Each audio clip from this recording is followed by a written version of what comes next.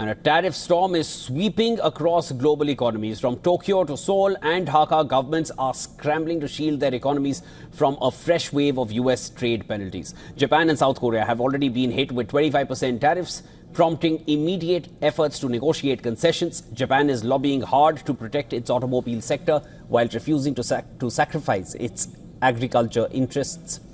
South Korea says it is pushing for a deal that delivers mutual benefit. Cambodia, already stung by earlier duties, has managed to bring down its tariff rate from 49% to 36% and is pushing for more relief. With the US setting an August 1st deadline, a tight window remains open, but Washington insists that meaningful concessions must come first. The tariff escalation is driving up the US effective tariff rate to 17.6%, its highest since 1934, according to Yale's Budget Lab. Goldman Sachs estimates that the latest round alone added 1.4 percentage points to that figure.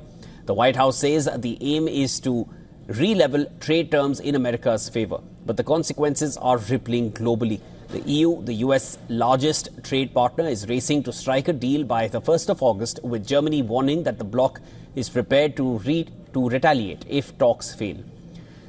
Meanwhile, Trump criticized the EU's trade practices and hinted at sending a tariff letter in probably 2 days, quote unquote.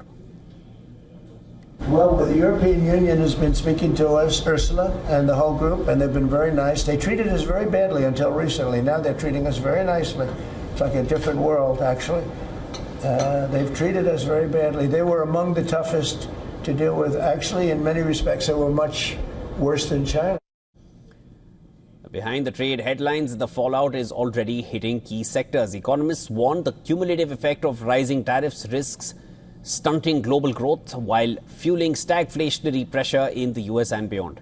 Meanwhile, Treasury Secretary Scott Bessent reported a $100 billion income from tariffs, which could climb to $300 billion by the end of the year. Into a bad position. About $100 billion in tariff income thus far this year, and that's with the tariffs, the major tariffs not having started till the second quarter. So we could expect that could be well over $300 billion by the end of the year.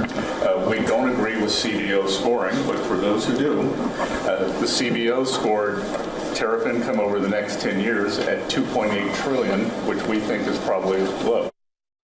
Despite the gains, the world is raising alarms on the long-term risks. While a trade framework with China was agreed upon in June, it remains fragile, with a separate August 12th deadline looming for more clarity. Trump doubled down on his tariff plans against BRICS, saying the group undermines the US dollar. But then a couple of days ago, you issued a new tariff threat to members of the BRICS countries for if they aligned with anti-American policies. 10% charge. That would be India, Brazil. That's right. They have to pay 10% if they're in BRICS. Because BRICS was set up to hurt us. BRICS was set up to degenerate our dollar and take our dollar as the standard, take it off as the standard. And that's okay if they want to play that game, but I can play that game too. So anybody that's in BRICS is getting a 10% charge. As the clock ticks, global trade diplomacy is now locked in high-stakes negotiations.